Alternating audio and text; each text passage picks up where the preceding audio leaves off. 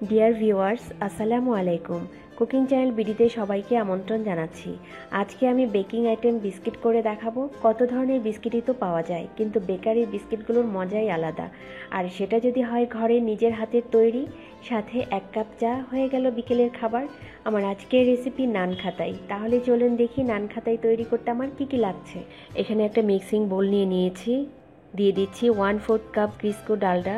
এটা all vegetable shortening. যারা দেশের বাইরে থাকেন তারা তো পাবেন, যারা দেশে থাকেন আপনারা গুলশানে পেতে পারেন। এছাড়া বাটার দিয়েও করতে পারেন, কিন্তু ডালডা দিলে বিস্কিটগুলো অনেক নরম থাকে। দিয়ে দিচ্ছি 1/4 কাপ ঘি। এখন দিয়ে দিব আইসিং সুগার বা গুঁড়া চিনি। এখানে আমি গুঁড়া চিনি দিয়েছি 1/3 কাপ। দিয়ে দিচ্ছি চা চামচের 4 ভাগের 1 ভাগ ভ্যানিলা এসেন্স। আর দিয়ে দিচ্ছি চা চামচের 4 ভাগের 1 ভাগ বেকিং পাউডার। এখন আমি সব কিছু খুব ভালো করে মাখিয়ে নিব। আমি এখানে হাত দিয়ে মাখিয়ে নিচ্ছি। সব কিছু যেন খুব ভালোভাবে মিশে যায় সেভাবেই মাখাতে হবে। দেখেন কতটা স্মুথ হয়ে গেছে। এখানে নিয়েছি মেজারমেন্ট কাপে 1 কাপ ময়দা। ময়দাগুলো আমি একসাথে মিশাবো না, অল্প অল্প করে আমি ডোটা করে নেব। এখানে ময়দাগুলো আমি কয়েকবারে মিশাবো। আর বিস্কিটের ডোটা একটু শক্ত হবে। এখানে আমি 1 কাপ ময়দা পুরোটাই দিয়ে দিয়েছি। যদি লাগে আমি পরে আরেকটু দিব।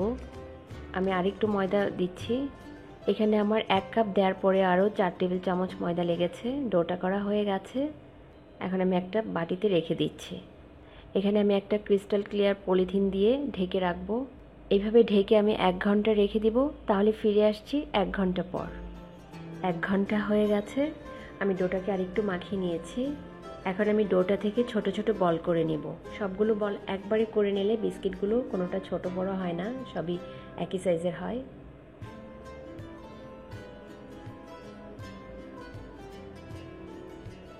সবগুলো বল করা হয়ে গেছে।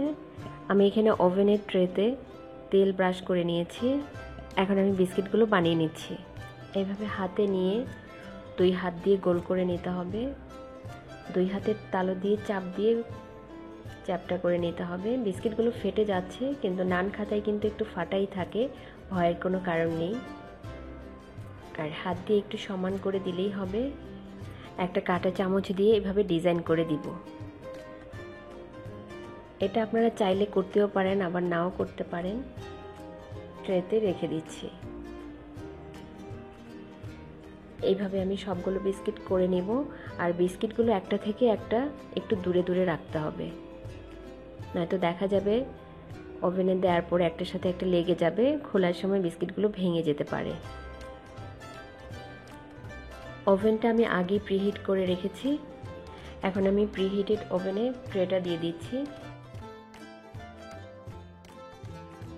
160 ডিগ্রি সেলসিয়াসে 20 থেকে 25 মিনিট বেক করব।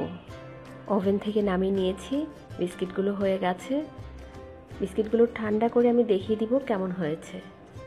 তৈরি হয়ে গেল মজাদার নান খাতাই। আপনারা এভাবে বাসায় তৈরি করতে পারেন, বানিয়ে এয়ারটাইট বক্সে ভরে রেখে দিতে পারেন।